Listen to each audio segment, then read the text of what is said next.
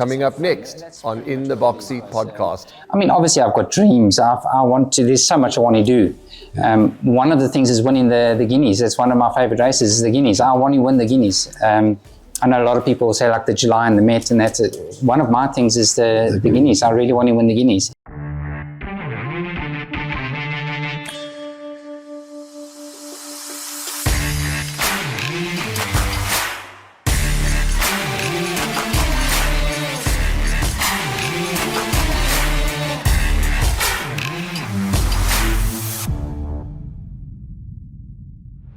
We have just got over the stress, but the good stress of the Hollywood Bets Durban July build-up and the big race day.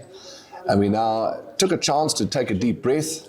I was away for a change, unlike you, semi-retired, and I went to your hood. I went to the game reserve. Yeah, I heard the elephant chased you. Sure, that could make a whole podcast. That was very scary. Well, you changed your underpants. So we took a deep breath for a week, and we're now back ready for the World Pool Gold Cup race meeting that is next weekend. Our very special guest on the In the Box Seat podcast today is visiting trainer to KZN. He's from Cape Town, and his name is Piet Botha, and it's an absolute pleasure to have him on our show. Piet, how are you? Very well, thanks. Nice to be here. Thank you very much. First time in training in KZN. How did it go? Look, it's been very tough. Didn't quite go as well as what I was hoping for. But it's been a hell of a learning curve for me, and I'm glad I came. As tough as it's been, I'm very pleased that I did come, and I'm quite thankful that there's so many people here that are always willing to try and help you and make things a little bit easier for you, and that side was quite pleasant. So, okay. Yeah. So it was getting used to the tracks and things like that. It's quite difficult when you come first time. Yeah, look, it's been a very, very long time since I last rode here. So, to come and try and find out where you should work and what your horses like and don't like, and that it's been. No, you can't go there. You shouldn't be there. Yeah. It's your first, as Andrew said, your first full season here, but you have come to KZN before. You've sent horses up, maybe not so many. Your good friend Yogus has assisted you, but this was the first time that you said, we're coming with a string, we're coming en masse. And if you compare the two challenges or the two raids or the two visits, whatever you want to call it, how do you compare the two?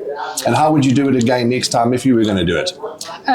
Look, I think I would obviously plan it a little bit differently next time if I had to come up again. It would obviously be planned a lot differently.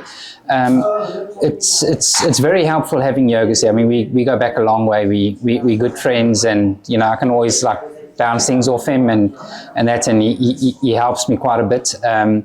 Last time, Yogus was pretty much in care of my horse for me, and it all worked out well. And this time it's obviously been me doing it all. So it's been quite tough, but having Yogus there has been a big help. I would ideally prefer to actually just go up and down and leave the horses in Yogus's care, but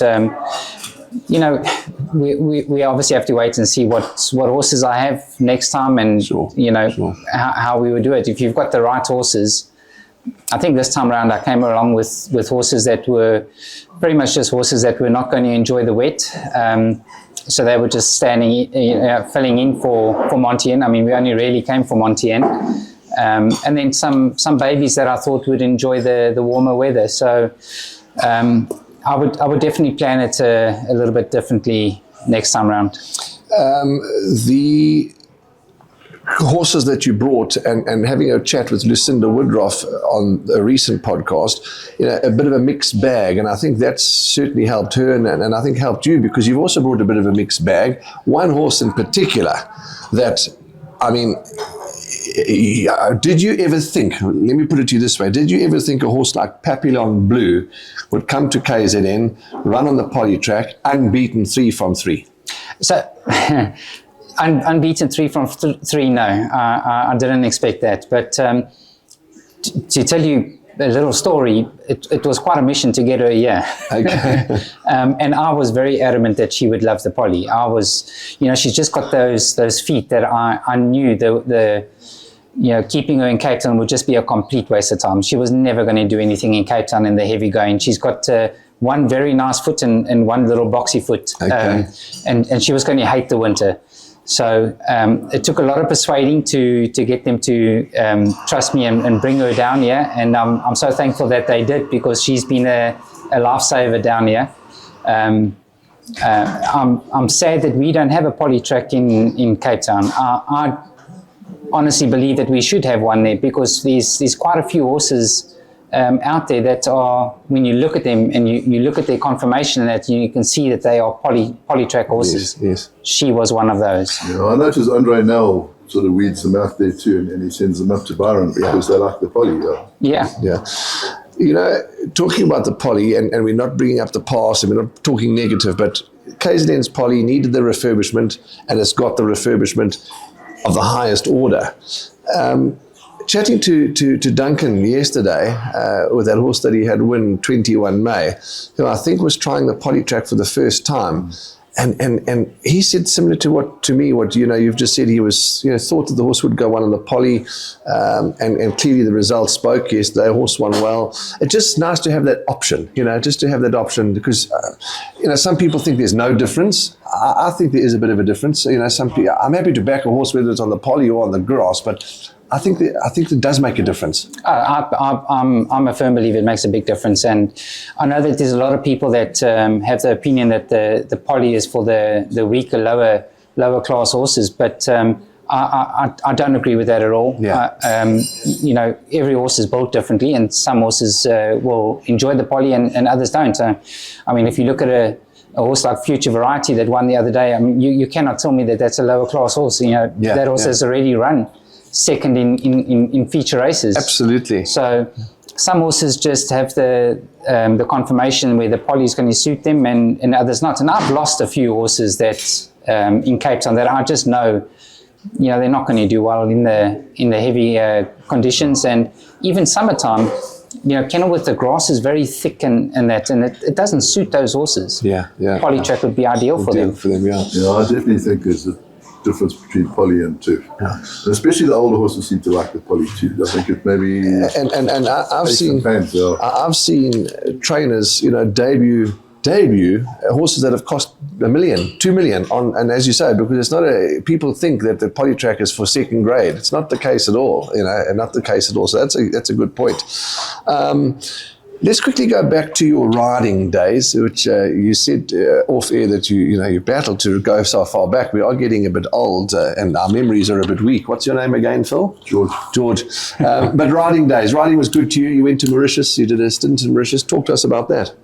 Oh, look, I loved riding. I always wished that I could ride forever, and I came back for 1 year, and I was quite adamant that I was going to try and stretch it out and make it last as long as I could, but unfortunately I couldn't. But riding for me, I always feel free when I'm on top of a horse. That's when I feel at my best, is when I'm on top of a horse. So really, really miss it. Enjoyed my time riding, and unfortunately a lot of guys really struggle with the pressure of riding and their weights and that, but if you had to take all of that away, it's such a nice position to be in, being a jockey, I think. But you were riding with the likes of Garth Puller, Paddy McGiven, Gavin House. Yeah, a lot of guys. Glenn had Where's Glenn nowadays? Is he? Well, Glenn's around. He was with Main Chance at some stage, wasn't he? He was, yes. But no longer. So no. I think he's on the beach. He's now searching for metal stuff on the. You're one of those. Okay, Cape Town should be good. A lot of rich people lose their rings there. Glenn, what a legend. But okay, so those who you were riding with, and Mauritius. Now that Mauritius racing seems to be revitalized, and which is good because it's a beautiful island and it's a beautiful race course. So many winners you've ridden there. Yeah, I must tell you, I really loved Mauritius. I know a lot of guys didn't enjoy it. I loved Mauritius, and from the very first time that I rode there, I said I would retire there one day. I mean, that would still be a dream. dream. I would love to retire there. I really enjoyed it there. I loved the people. The people were so nice. Everything about Mauritius for me was nice. I agree with you. And riding there, I enjoyed racing there as well. Yeah. You've been, have you been to Mauritius? Yeah, bro. Yeah, you raced there. I mean, Twice. yeah, it's a phenomenal country. The racing's unbelievable. I would also consider, retiring or go moving there at some stage of our The best lives. thing about Champs de Mars is when they come around the turn and everybody starts jumping up. up, They've got yeah. pogo sticks. Yeah, when you watch from the back, you don't Race see cars just go the- flying. Yeah. I think I told the story. The first time I ever went, I mean, you hear the stories of Ricky Mangard told me, Patrick Mangard, you go to the races, there's wall-to-wall people, they bang on the roofs, that noise. I said, come on, you people are dreaming. It's never be like that. Well, I'll tell you something. You've got to experience it to understand it, because it was all that and more. But so It was lost for a little while. Yes, absolutely. It was lost for a little while, and I'm so happy that it's going back to what it was. Yeah. Well, they're starting now. I'm not too I sure think when they're next going to be weekend. racing. I think 26th, next weekend. Okay, so. I'll be watching that. Yeah, But, absolutely. I'm so absolutely. glad that it's going back to where it was again, and it's obviously going to take a bit of time Sure. to work everything else out and get back. Yes. But it's very pleasing to know that it's going Absolutely, back. absolutely. And also because when our horses go there, you can also follow them and you have an interest. And of course, Avi Nagadu is a trainer there. He's just got his license. He was in South Africa for the July and all the rest of it. You've got people, there's Carl Hewittson's there. So there's things to follow. Donovan Mansour, I believe, he's getting involved. He's getting involved again. Yeah, So there's no, but lots to I look remember forward the to. first time I went there on the beach, and somehow they found out that I was involved in racing. And it was just before the season started. That was it. This was, how did it go? This was really Also, another, you talk about that, how everybody knows. We went to La Siracia Beach. It was a public holiday. Anyway, we get in the water. It was my mum's 70th. We're all in the water, swimming, carrying on. And I happened to look up onto the shore, obviously, and it was full of people. Do you know that 8 in every 10 people on that beach were lying on the beach reading a race time? I said to my fiance at the time, I said, look at that. I said, look at what's going on there. I said, every single person, barring a few, are reading a race card. I mean, that's and it was unbelievable. Everybody there lives for racing. And and you're right. I know so many people there, and so many of them that I've spoken to actually stopped watching. They stopped supporting racing. They stopped watching because of where it was. Sure. They're all going to come back now. Absolutely. No, that's exciting times. And we wish everybody in Mauritius all the very best, because it's a wonderful racing jurisdiction. Right. Do you ride any of your own work at the moment? Well, before you answer that question, for those that might not know, the reason for stopping, injury. Is that right? Yes. Okay, injury. Then obviously you can't ride any work now, or do you sometimes? No, I don't. I every now and then I try to ride a bit of work, but I would ride a 2 or 3 horses, in a week, and then I just feel buggered afterwards. Okay. And so now, since I've been here, I've just, I'm not taking any more chances. I don't want horses to get hurt just because I can't manage them properly. So no more. What is it like? And I've always wanted to ask Michael Roberts the question, and all the other jockeys that have now become trainers. What is it, if a jockey happens to, obviously not intentionally, give a horse a bad ride? I mean, we all have good, you might train something good, and sometimes you might train it bad. We might have a good podcast, a bad podcast. So it's not a criticism. I've never ridden a horse in my life, but if you get a bad ride for whatever reason, I mean, how do you, being an ex-jock, are you a bit more understanding, or are you hard on the riders? How do you deal with that? Look, I think a lot of times us watching the race might see what we think is a bad ride, but what we see on the race is you don't get the same picture when you're in the race. Okay, riding. that's a good point.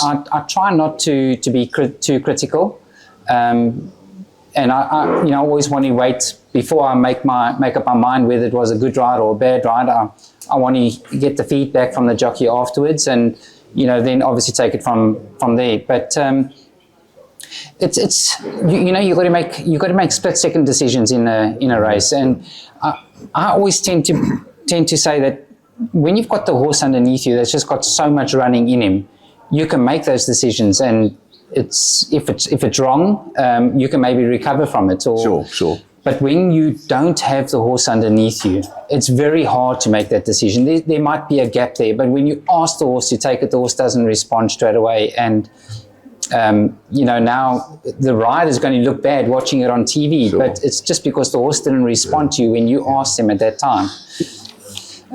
So I think a lot of people are very quick to moan at the jockeys. I like to...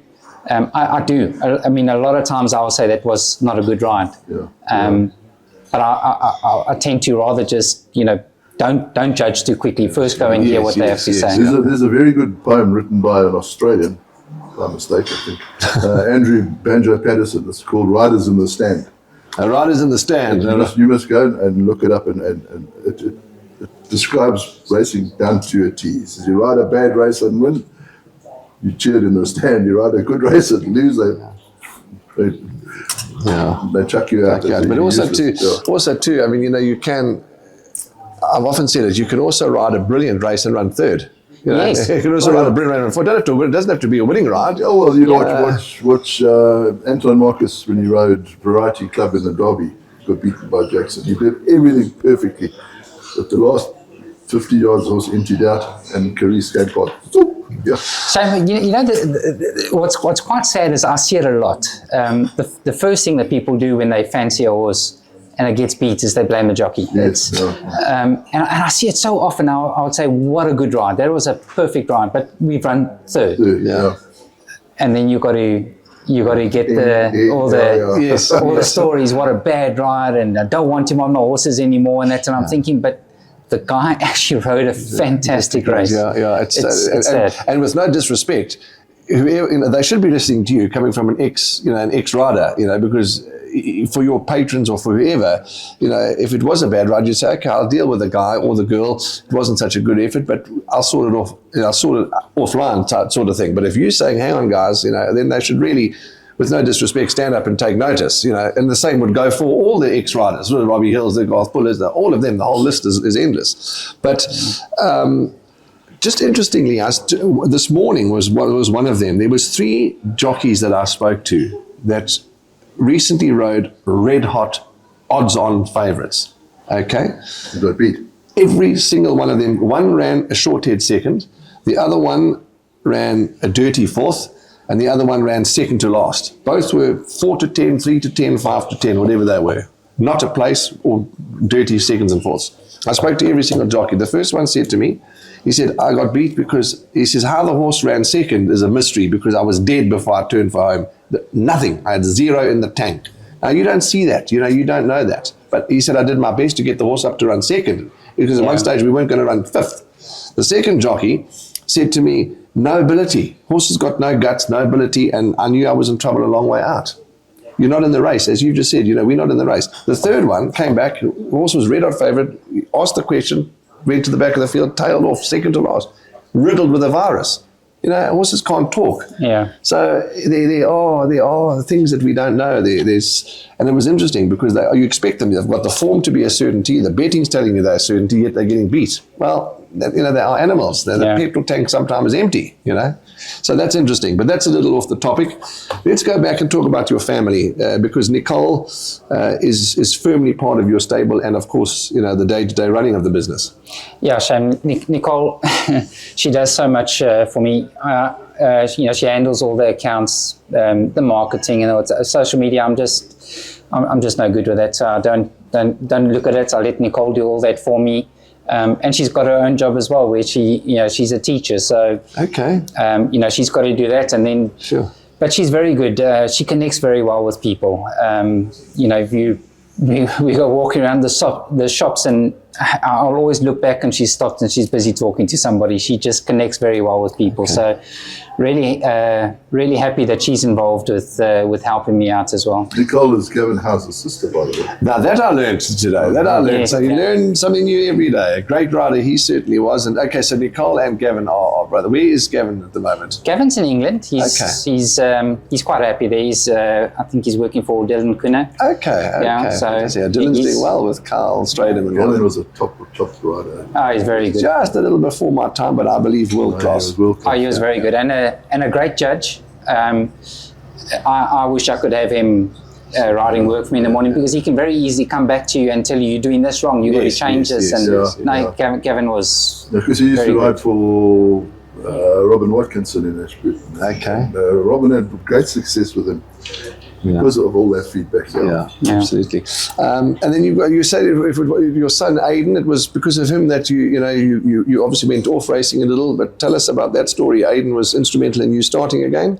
Well, look, I wanted to, obviously when I couldn't ride anymore, I wanted to train, and Gavin, Nicole, all said mom and dad, said you mad. Everybody had said to me, please don't do it, you're going to waste your money. They weren't wrong. But my heart was with racing, and I missed it a lot. Aidan, my son, knew that, but I was out of racing for 9 years and doing everything else, and he always nagged at me to try and go back. And we made a New Year's resolution the one time, and he asked me a question which we agreed on, and straight away he jumped in. He took the opportunity. That's just him. He's very good with things like that, and took the opportunity, jumped in and said, all right, let's go and see Glenn Puller tomorrow and ask me if you can just ride one horse. So that's what got me back into racing again. So went the next morning, asked Glenn if I could ride one horse. Glenn said, you can ride one, but then I'm not letting you go. And I ended up going back every morning, and Glenn said to me, I must come and take over his yard. He's getting to the end of training, and just that being back there again, I didn't want to leave again, and that's pretty much what got me back. Sure. Well, I love so where was Glenn's yard? At Milnerton? At Milnerton, yes. Dare to Dream Racing Stables is what you trade as. How did the name come about?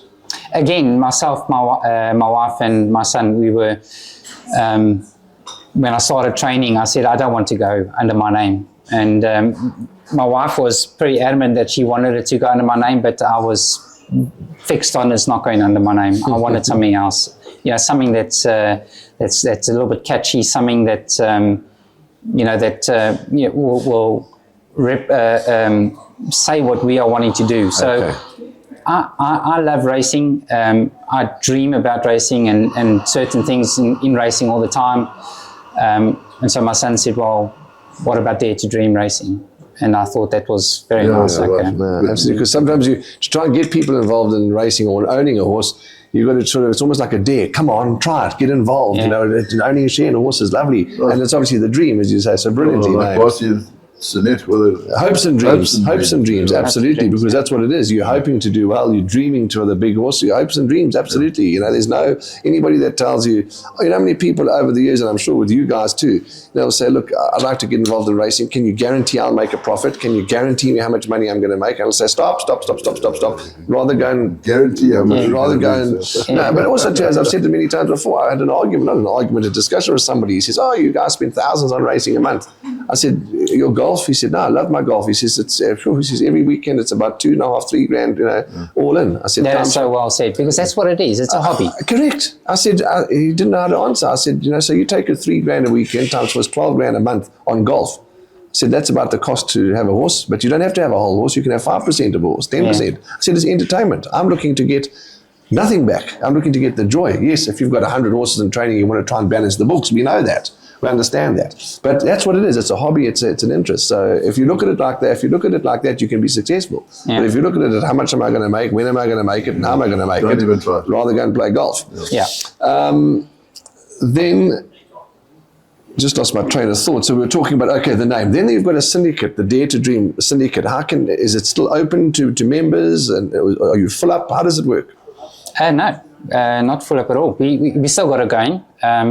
I've actually just bought 2 horses at the Cape sale, which are going to be Dare to Dream syndicate horses. So basically it's just horses where people can come in and take a small little share, rather than coming in and buying a big share in a horse. You now take a small little share, and it's a whole group of people, and which I think is quite nice, because there's so many people that want to be involved in racing but just can't afford the whole horse, or we've still got to The one thing about racing is if you can get a whole bunch of people together who enjoy it, You can go to the races and have fun. That's what it should be. That's For me, that's how it should be. It's Win, about lose, fun. draw, you have Yeah. fun. You know. But you know, those like Storky and Yes, Galliard, Storky, Galliard, that whole partnership. Yeah, they're a pair, not a pair. There's about 5 of them clowns, but they have fun.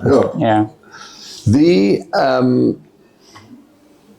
message that Race Coast is certainly driving, and we need to drive it more and continue driving it, is this whole syndication, the social squad, the syndication, the trainers, Dare to Dream, all the various syndicates. Because yes, it is affordable for somebody to come in and have 5% in a horse. It can be done. And that's the message we've got to keep drumming out. And along the way, I've come across people that have said, sure, this is, I've taken 5%. I thought it was a shameful thing to take such a small share, but I've taken my share. I'm being treated like royalty. I'm loving the game. My horses just won, and they want to go to when's the next sale. Yeah. So that's what it's about. We need to keep drumming that, because some people don't like syndication. That's fine. Then you own the horse on your own. But I mean, you look at Australia, Winks and all of them, 1% shareholders times 100 people. There was a horse that ran in the Derby in England. There were a lot of South Africans in the syndicate, but they're very rich South Africans in the syndicate, but they only own like 2% and 1%. They're bloody great time now. Then there was also the other one, that horse that you just mentioned, that was owned by Kevin Shea's got a share in that big syndicate. Future Variety. Yes. And then, of course, Candace Bass Robinson had one the other day in the Cape. Parading, the winner's box wasn't big enough. That's what it's all about. Get the people onto the Centenary Syndicate. That's 100 right. people, 100 members. That's right. Yeah. Then the social squad, you also train for the social squad. What's all that about?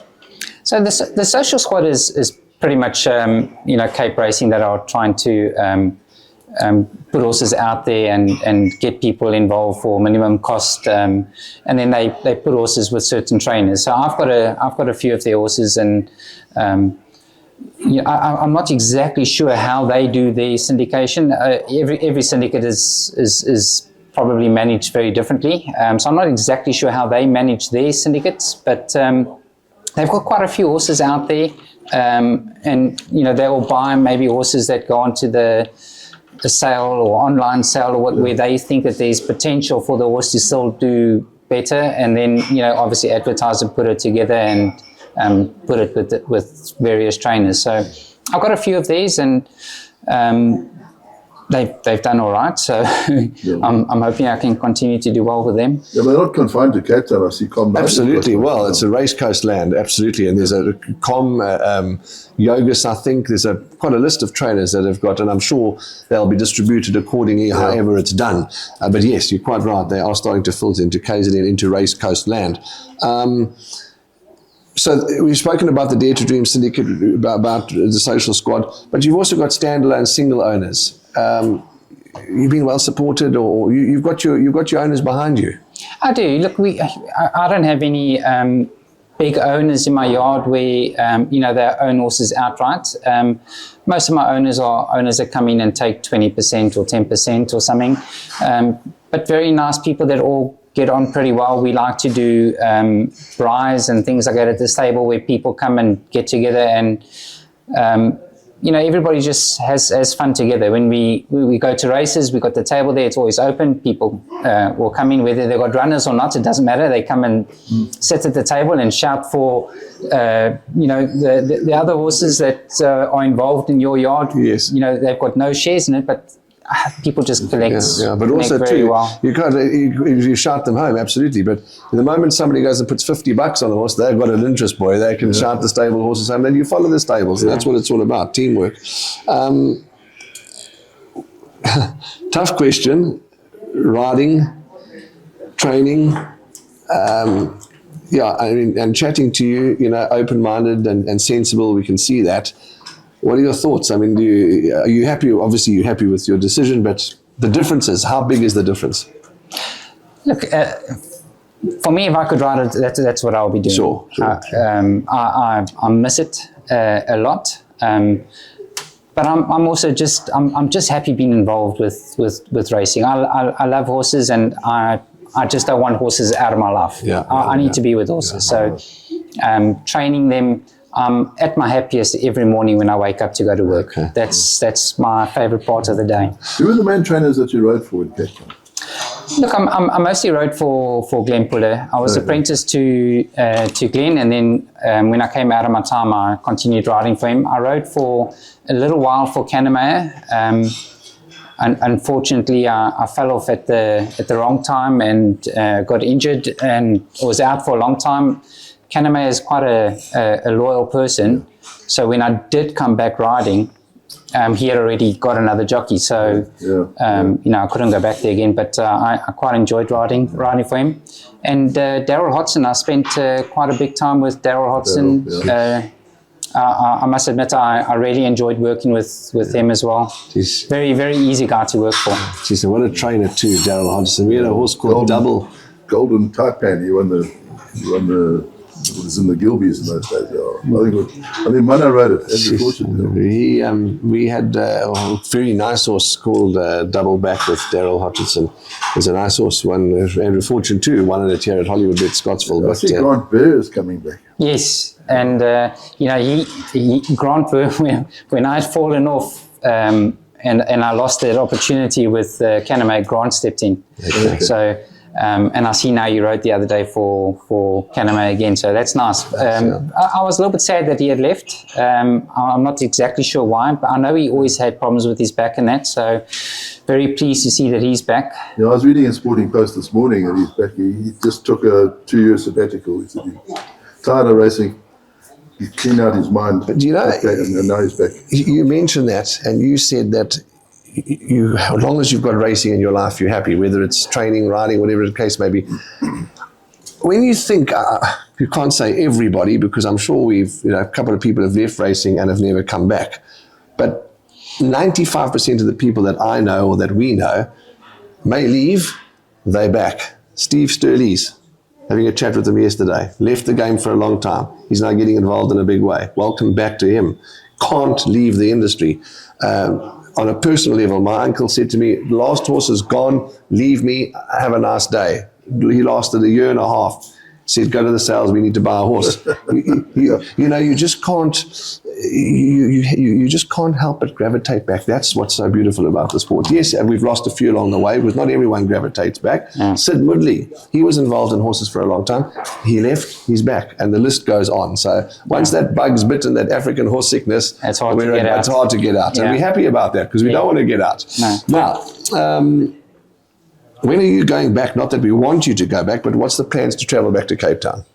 I'll be leaving after the Gold Cup. Okay. So Montien is running in the Champions Cup, and that will be, that was always going to be his main aim. Okay. And after that, I'll go back. So we'll leave you on the 29th. Okay.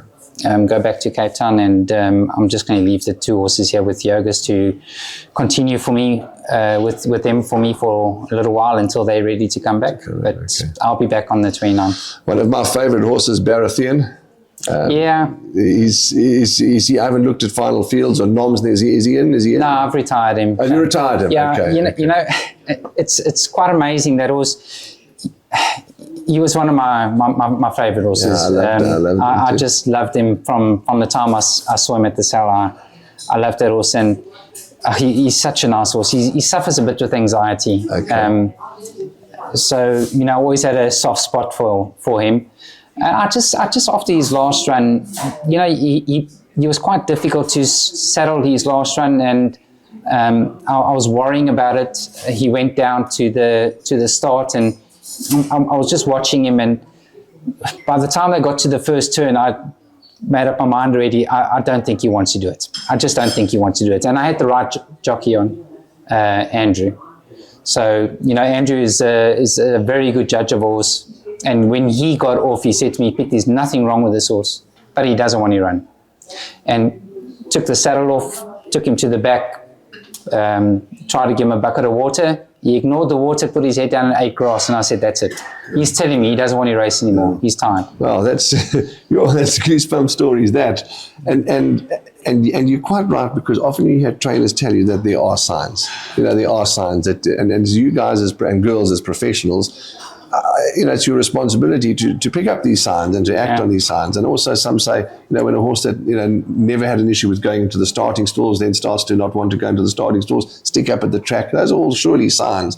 And they're saying to you, hang on, we've had enough now. And you've got to listen. Yeah, I'm a firm believer that horses talk to you. I really do. I believe horses talk to you.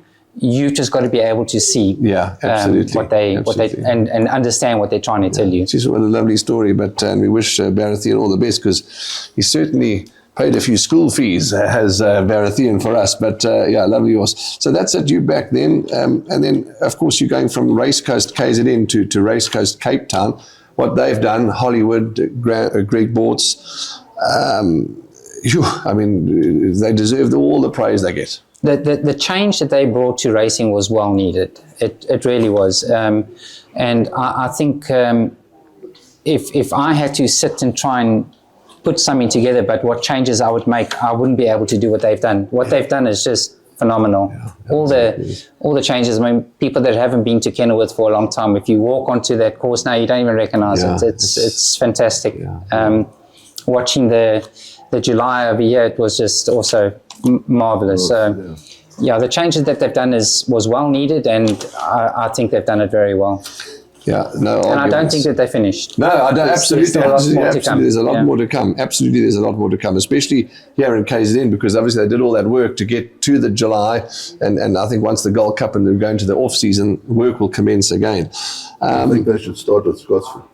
I'm sure Scottsville will be on the radar with a few tweaks and changes, but I actually did speak to somebody about that, and they were just saying that there's, I don't know if it's not big enough, or there's some structural something. I could be completely wrong, but there will be some freshening up. The casinos. Maybe that could be it. I don't know, but there will be some freshening up. That's the finest race course in the country. Just because you've been the mayor of Ashburton for the last 78 years. I'm telling you, Scottsville, everything's there, right on top of you. So it's so nice when Baratheon ran. Run for Cover ran last time. He ran there, and the owners flew down to come and watch him run. And just sitting there, it was their first time there, and they were saying, "This is so amazing. This is so nice." I mean, you're sitting on top of the course, really watching the horses run to you, and that, it is. And the feel is just so nice. You connected. It's not like you're not at a distance from everything. You're part of it. So you want to argue with me nice. No, it is. You said it's the best course in the country. Yes. Okay, I don't know if it's the best course in the country. It's a damn nice course. It's good. No, it's a good course. It's a testing course. If you look at all the stallions that they were made there, it was Jetmaster, unbeaten at Scottsville. And you can go through the list. If they can win at Scottsville, they good, because it's a up and down track. Remember Kildonan won a 1200, one of those feature races. Mark de Kock, Kildonan went on to good stuff. But you went there when Scottsville, and right at the back thing, they had a big dip like this. You could watch from the grandstand, all you see are the jockeys' hats going past. And then they all got shouted at, no, it was fixed the course and all that, so they built it up, and that's why you can see the horses. Well, I'm only pulling your leg. Of course, it's a lovely course. It's the country course. It's a bit like Durbanville being the country course, Scully would be at Scottsville, also a bit of like a country course. I know it's not in the country, but you understand what I'm saying, the beautiful view behind. It's capital of KZN. Correct. So there we go. Now, why, last question or two, because we'll wrap up shortly. Why should an owner send you a horse? What do you do differently, or what can you offer? Why should patrons contact you and come and race with Dare to Dream Racing? It's a difficult one. I suppose it's just if you're going to share the same thoughts as me, then we together. That's what the name says, Dare to Dream. We a very close stable. All the owners now are pretty close, and we like to socialize and just have fun. That's pretty much what it is for us. Obviously I've got dreams. There's so much I want to do. One of the things is winning the Guineas. That's one of my favorite races, is the Guineas. I want to win the Guineas. I know a lot of people say like the July and the Met, and that's it. One of my things is the Guineas. I really want to win the Guineas. So I've got those dreams, and I obviously want to have those horses. But to answer your question, I don't know. We've got a lot of good trainers out there, and maybe being a small yard, you might have a little bit more attention paid to yours? It's a very difficult question to ask. No, it's well, you've answered it well. I mean, the dream, your aspirations, they're on the same path of what you want to do. You want to have fun. You want to. I mean, you've answered that well, and that certainly is good enough. But Piet, there's just a couple of things which we're going to incorporate with you. A couple of items of news. I'll start with you. Hollywood, there's so many things going on. The season's coming to an end. The jocks are fighting it out. Well, let me speak to you about the jocks. How's that? I mean, Gavin Arena, Craig Zaki, Richard Fourie. A few weeks ago or so, it might have been a bit of a ding-dong tussle. Some are saying it's race over Gavin, and it looks that way. But three of them vying to get their, I think it was 350 winners or however many winners it was. They had big numbers, and it's exciting. Yeah, I think it's very exciting. It's quite sad that Craig Zaki is out of it. I believe he's out of it, with the suspension now. Yeah, I've seen that. But he won the July, so very nice for him. I was so happy about that. Yes. But it's always nice when it's a close battle like that. And I know a lot of people are saying that Gavin's got it in the bag at the moment. He's obviously Richard is not riding so much at the moment. I don't think he was too well. He was a little bit ill and that. But I think when we get to the last day, it's going to be close still. Yeah, Gavin might be five winners clear or six winners clear. But I mean, Richard's done it before where he wins, 5-6 on the day. So it can change. And I hope it comes down to that. I really do. Make it so exciting. Because it's good for racing. Yeah, this is a Thursday podcast is racing at Tufontein today. Yes. And Gavin's got, if he doesn't ride 5 winners, I don't know. Well, I don't know. But I was just chatting to Raheel a moment ago about the card for this meeting that you're talking about. There look to be 3 standouts, and we know there's no such thing as a certainty. We all know that, but 3 standout rides of Gavin. So you're saying 5. Well, let's hopefully he can get 3. He's got 9. But it could be 5. He's done it before. 9 plus 3 is 12. So Is he 9 clear at the moment? 9 clear. Okay, I thought he was 8 clear, so 9 clear at the I moment. got 9 yesterday when he won the last 4. I think Gavin's sitting on about 200 and... Is it over 300? He's not over 300. I'm obviously wrong. Yeah, I'm wrong. I think he's sitting on about 255 winners. 2.6? Over 250. Okay, I'm 100 out, so that's all right. Yeah. It's close enough. 250. I don't know about the 350, but 250 odd. So whatever it is, it's a lot of winners, and it's just a great competition, and we wish them all the very best. And 2 very good jockeys. Absolutely. So nice to see 2 really, really good jockeys. Absolutely. Fight it out. And you mentioned the Hollywood Bets Durban July with Craig. Lovely for him to have won that, as you've alluded to. And it was Dean. I'll never forget chatting to him at Summerfeld. He said, "No, we'll make this horse stay. He'll stay, don't you worry." And what a great race, and just wonderful for Craig as well. I mean, didn't you tip it somewhere? I tipped it second. I nearly tipped it to win, and then I chickened out. Well, I got the swinger. Did you get the swinger? So, okay, nothing wrong with that. So that was quite amazing what Canamay did to that horse. I think it was fantastic. Yeah, it was unbelievable. And the second was Gracious in Defeat. I mean, he's a top horse. He's a young horse still, and he's a very, very nice horse. Gracious in Defeat. I was reading on social media somewhere. Again, we don't want to get too involved with social media, but somebody said, Richard could have tried harder or did it better. It was the greatest ride. He did everything. The horse just on the day got beaten by the width of a piece of paper. It was a great ride. I mean, when you start looking for spooks like that, it becomes ridiculous because the second horse, top ride, top everything, as is the winner. And it's a wonderful Hollywood Bets Durban July. Yes, I did hurt a little because I was a big on 8 on 18, but that's racing. That's racing. Hollywood Stats, talking of stats, they are also breaking records, going for their best season ever. And listening to Anthony Delpeche, lovely, that's his hopes and his dreams were to, and he dared to dream, and he also put the figures out there, and they're achieving that. They're having winner after winner, and it's wonderful for them. Yeah, they're doing well, and they deserve it, eh? Yeah. I speak to Anthony, all he wants is Group 1. Grade 1. That's where you got to measure yourself. Yeah. And we had a good laugh the other day because Al Ray Vienne won.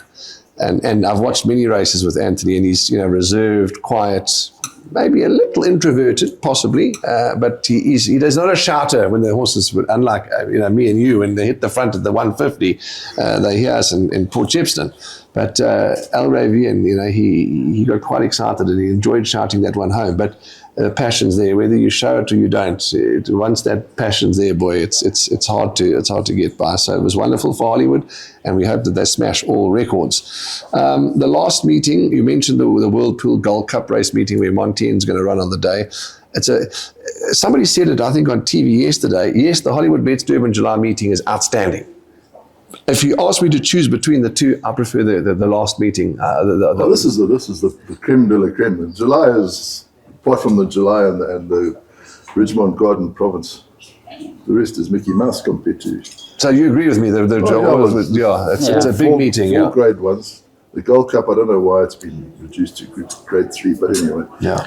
Yeah, there's been quite a few of those races that have just dropped a little bit, which is quite sad. And I suppose it's just because our population, the numbers dropped, and it's hard to keep that standard.